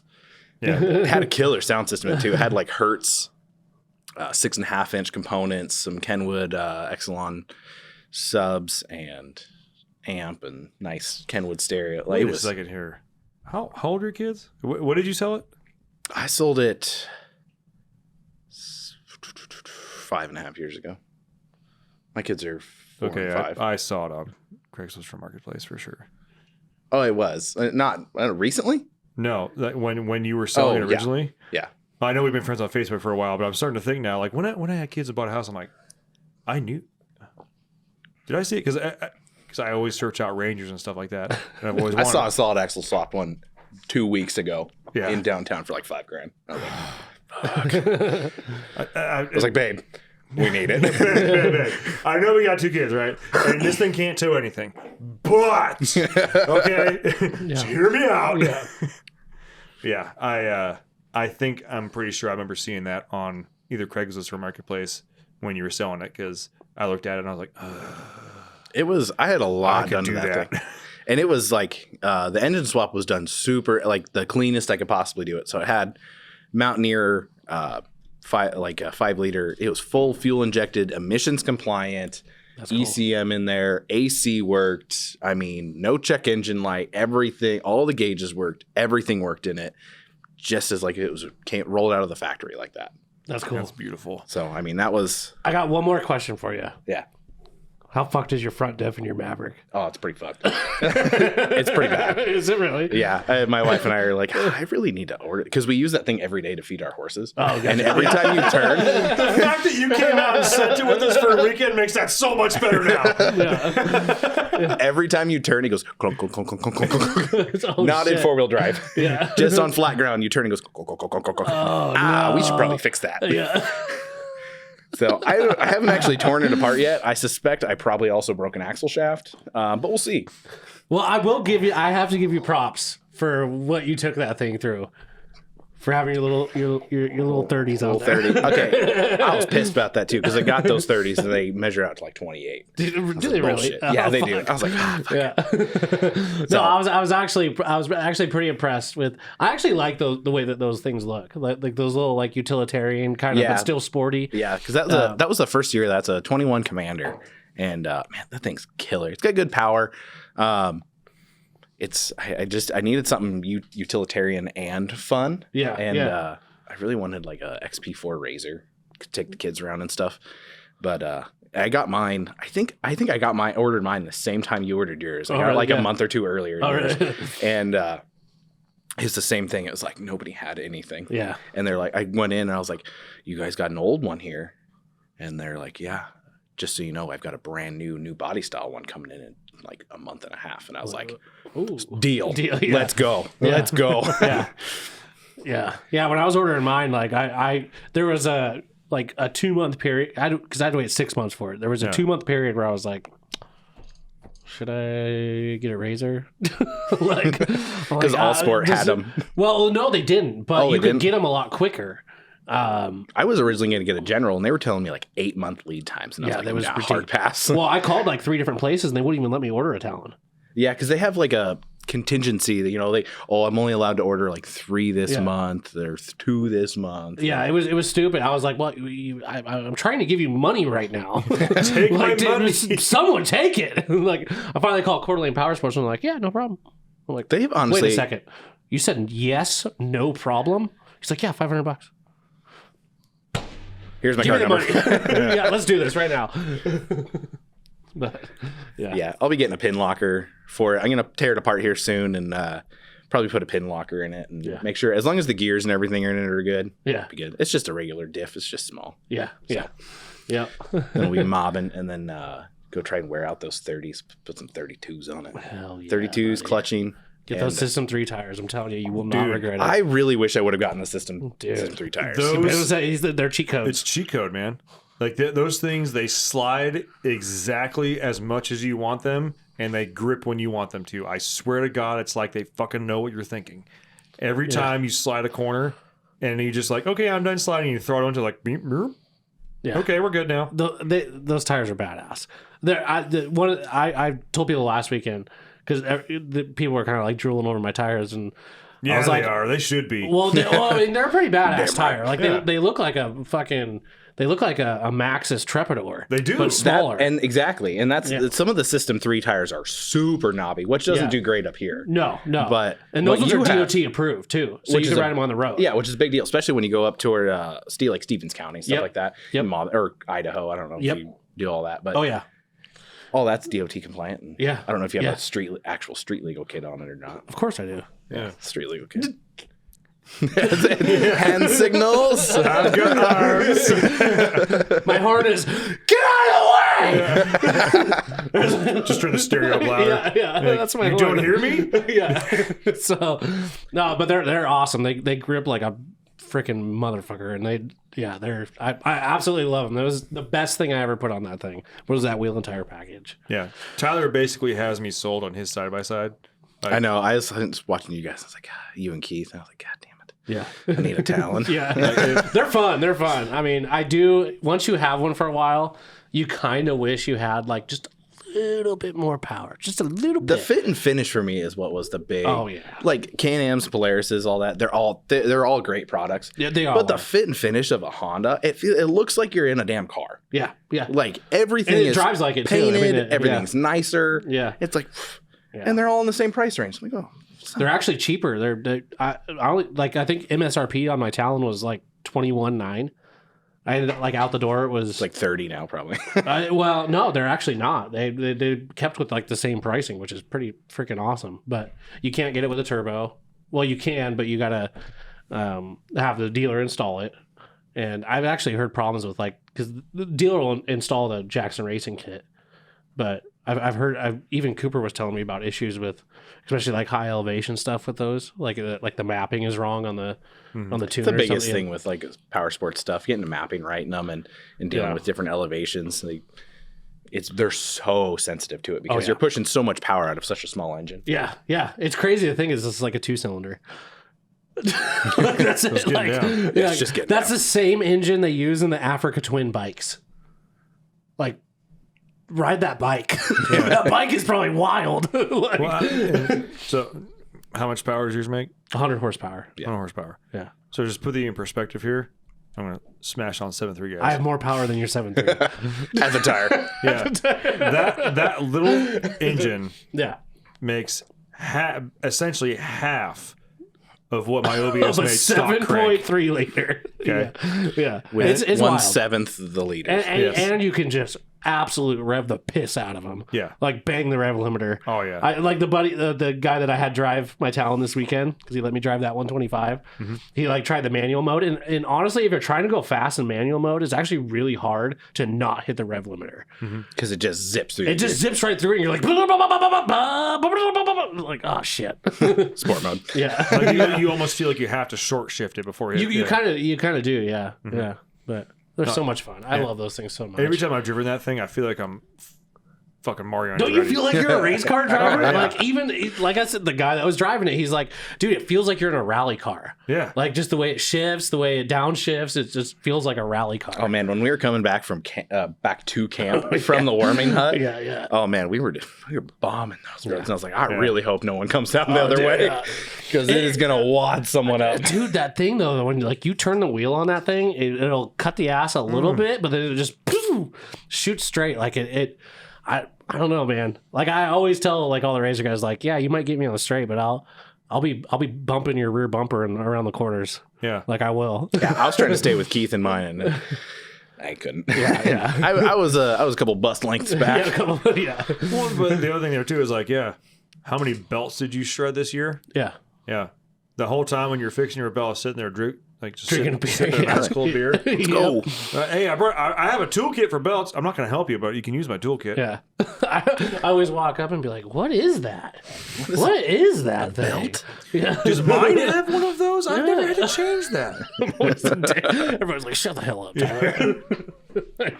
I'm always the only guy that has something that doesn't have a belt. Like I'm always like I was surrounded by razors this weekend. All of them. You should almost. I think we should get you a small chair that fits. Yeah. So we can That's called kick it that's out. called the belt chair. Yeah, yeah. Belt chair. The seat should be made of belts. Yeah, broken belts. And you pin them all together in there. Every time someone breaks one, I add a belt to the chair. The old Jason Momoa, like, oh god, this is gonna be good. Yeah. And you sit down, Yeah. you just watch them. Yeah. Yeah. Because, I mean, honestly, the only thing those guys have on me is power. Like, that's the only thing they can make fun of me about. But, like, Yeah, I don't know much about the new the XP4s, the new 4-cylinder that's in the Razor, stuff like that. Yeah. I don't know if those are still belt driven. They are. I saw someone make like 800 horsepower on one the other day. I was like, this is a side by side, guys. You realize That's this? not cool. So, dude, do you remember That's when just Brian? a death wish. You Yeah. remember when Brian got his? He Yeah. immediately pulled it off the trailer and starts doing donuts on the asphalt. Yeah. Just like immediately. Like the thing had like 2 miles on it. And he's just like, That's how you got to break it in. Yeah. And the belt on those is between the seats and inside the Oh, cab. so super fun. Yeah. Yeah. So super fun. I think his response to that one was like, they just let people buy these. Yeah. Yeah. Like, you don't have to go to a class. No. You don't have to have a license. Nope.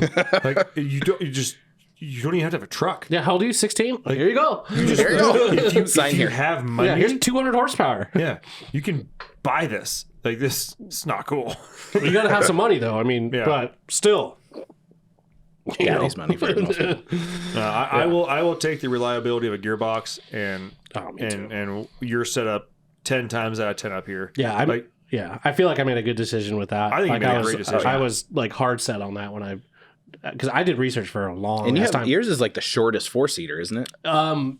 Overall, yes, Okay. by mere inches. Wheelbase is almost exactly the same as a 4-seater Razor. It's weird because like the 4-seater Razor looks so longer. much longer. Yeah. Not as long as a Can-Am 4-seater. Jesus Christ, those are limos. Those are limos that look like Lamborghinis. Yeah. No, but those things are cool too. I actually saw a guy. I was riding in Wenatchee last year, or was it the year before? I can't remember. Anyways, we were way up in the snow, and this guy. I'll be honest with you. This thing was getting, like, he was getting it in the freaking snow. He ended up blowing up his front diff in that thing. It stuck in the Can-Am thing. snow. Yeah. Must be a Can-Am thing. I don't know, but he just grenaded his front end in that thing. And they spent probably 45 minutes trying to get him out of this snow hole. You just take the axle shafts Yeah. out. Say, fuck it. Yeah. But anyways, done with side-by-side stuff. This is a diesel podcast. God damn it. it's okay Diesel and side by side They go together. They do. Yeah. because we're diesel guys that have side by sides. We're not granola guys that we Have e-bikes. We have to have a tow rig. Yeah. Yeah. It's more like, dude, I've got this truck. No, what the fuck am I gonna tow with it? Yeah. Yeah. Fine shit. Yeah. But 100%. When it comes time for a side by side for me, which is the plan eventually, Yeah. I'm towing System 3 windshield all day. Yeah. Like that's 100% build. Yeah. I don't even want to sell mine. Like I want to do that engine. I want to do that engine kit I was telling you about. That head, cam, pistons, tune, head studs. Gives you like 30% more power. It's almost the same as adding a turbo to it, but it's all motor. Yeah, and more reliability. Yeah. Well, and the power's nice and linear. Yeah. It's not. You're not gonna go like. And again, for up here, on the roads that we drive on, turbo machines are kind of overkill. Yeah. I mean, you can get yourself in trouble if you're in the like Juniper or like Moses Lake or wherever the sand. If you're going in the sand a lot, you want to have a turbo machine because I'll tell you, I'll be the first to tell you, a Honda Talent in the sand trying to keep up with turbo guys, it ain't fucking happening. No, you might as well be like a Polaris 800. Like for sure. Like they'll be, my buddy's taking a giant big hill. I'll be like, oh, there's a nice trail right there that wraps around. I'll take that one. Like I'm just Add some turns to this. Yeah, yeah. But here's the thing: know where you are. Yeah. Like we're up in the woods. Yeah. Like we're riding trails. Like, can we go on the sand? Sure. Can a turbo razor come on the trails with us? Sure. Yeah. But which one's going to do you better long term Yeah. for what you're going to be doing most of the time with it? Yeah. And us, we're all about being real with that kind of shit. Yeah. Especially fitting your budget and all that kind of good stuff. Stay in your budget, know your build, be realistic with your goals. Real talk. There's nothing worse than being like house rich and truck broke, or truck rich and house broke, or just being upside down and alone. I saw a meme today that Chris sent me. There's a guy trying to get out from under his loan on a newish Honda Civic, and he was upside down on it, $63,000. How is that even possible? How do you even That's what do the guy was saying on Instagram. There's no way. He's like, he was a financial guy, advisor guy on Instagram. He's like, He's a financial guy. The Advisor. financial advisor was posting on behalf of the guy. He's gotcha. like, I had to post this because apparently this is happening to a lot more people, but like especially people the 18 to 25 range, which none of us are in. Well, he's talking right now. It's as of right now, that's the highest percentage of people that are delinquent on car payments, by a long shot. Since even worse than like the 08 housing crash, whatever you want to call it. Yeah. That same age segment. Yeah. Because they don't know what negative equity is when you trade in a car. Right. Or zero down variable interest loan. Yeah, that sounds great. Yeah. Like, did you not learn anything from 08? Yeah. Did you watch The Big Short? Like, what the fuck, man? Yeah. And then that is 100% of the reason why I, like, as far as vehicles go, like, I for the rest of my life, I will do everything I can unless I become like super loaded to where it's like I'd rather have the money not tied up, XYZ. I will never want to own a vehicle or make payments on a vehicle that I don't own at least half of. Yeah. I don't want to buy a new truck unless I have like a 50% down payment. It irks me not being able to. Yeah, something like a truck like that. I did a loan, bought a newer car for my wife because it was like, takes my wife everywhere, takes my kids everywhere. Oh, I was like, I don't have to get fix the on warranty. Yeah. I want the 100%. warranty. I don't want to have to touch the thing. I need to change the oil in it, not have to worry about it. I mean, it's got my wife and kids in it. It's got I want it to be reliable. I want it to, and then I don't want to have to work on it. Yeah, exactly. I've mentioned that multiple times on the podcast. Like that's why my wife drives what she does. Yeah. Like I would rather, even like if the next new car that me and my family buy, it'll probably be for her. Like I don't want to have to worry about what she's driving. Yeah. I don't want to ever have to worry about it. I will pay the extra for the warranty. Like I don't want to work on it. Like I want her to be like, she's got like the nice lights and the fancy stereo and press the button and the seat warmers come on and all that kind of shit. Like, yeah, have that. Like just let me have my shit boxes. Like, I want the shit boxes. yeah, you have your one nice car. I have my 3 shit boxes. One of which will always be running. Just one of those. That's, one. that's the goal. Yeah. It's just one has to run. And that's why your payments are $550 a month and mine are 0. Yeah. Yeah, but I have But 3. don't count the parts bill. Yeah, I don't count the parts, but I have 3. That's what I'm better. I have 3 cars. Yeah. How many cars do you have? Like, I have 1. Well, I have 3. Yeah. Who's richer than Statistically. that? Yeah. You know how many liters I have between these? Yeah. She's like, Too many. My car starts remote every morning. I'm like, shut the fuck up. Mine starts if I plug it in. Yeah. Yeah. I got to plug it in sometimes jumpstart. I got giggle juice for it too. Yeah. Get a little ether injection on the 7.3. Hell yeah.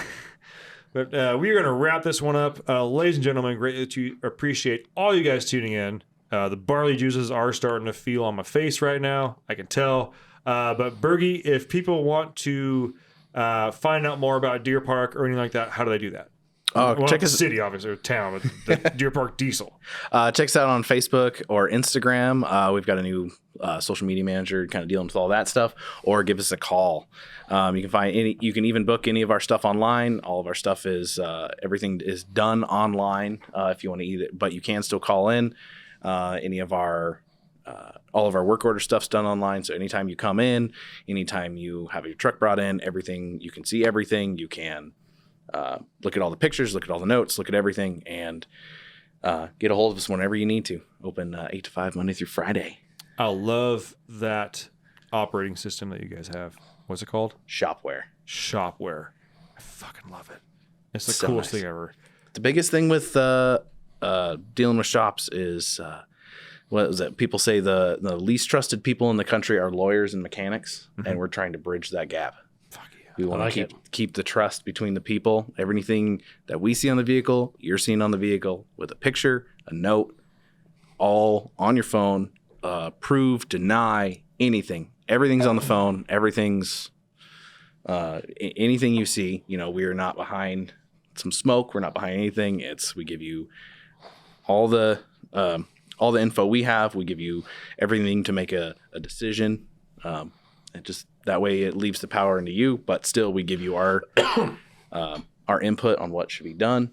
But it's everything that is needs to be done is all strategic, and we're not selling you stuff that you don't need. Yeah, well, and transparency is the key right there. Yeah. It's like so many people feel had by shops because they just don't know. And they don't know that they don't know. And someone taking the time to at least show them a picture. So you could say, like, oh, your water pump housing's cracked.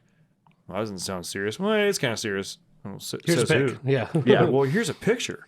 Like you're like as your pump spins, there's and water's shooting out. It ain't good. Yeah, pictures, videos, everything, and it's all, like I said, it's all on your phone. So any, and then you can just call, or you can even message us back on our operating system to be like, hey, is this like pretty serious? It's like, yeah, you should probably do it. Well, and the ever present, like if you need to forward that picture like to your dad or your husband or something like that, and oh yeah, it's fucked. Do that, like that.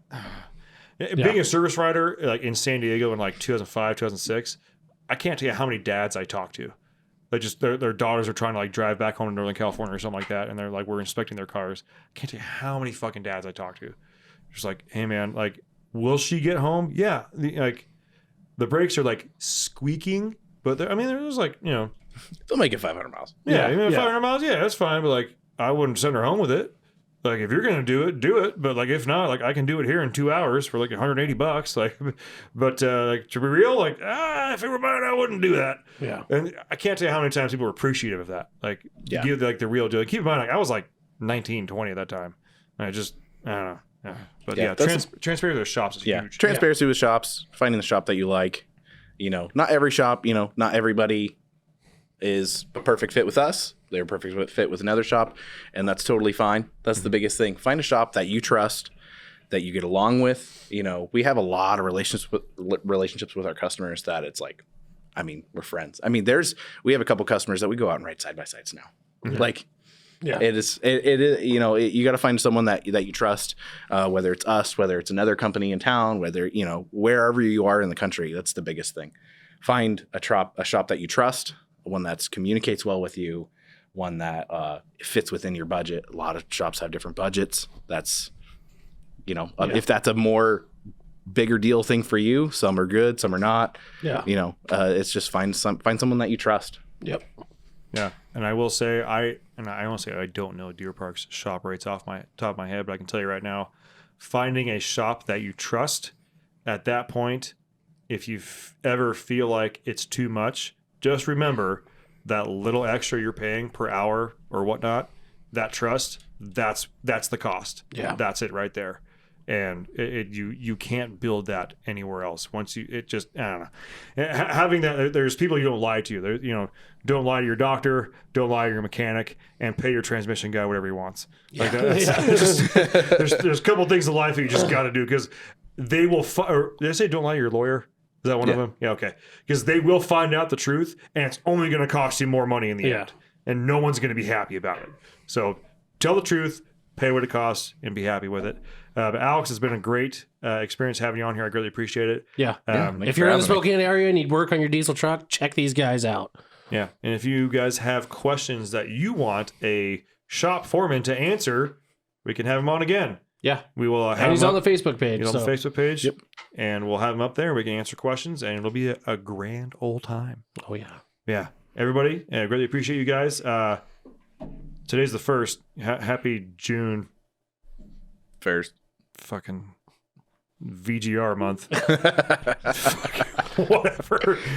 Anyways, guys, we'll see you on the next one. Bye. Thanks for tuning in. Make sure to subscribe and check us out at dieselpowerproducts.com.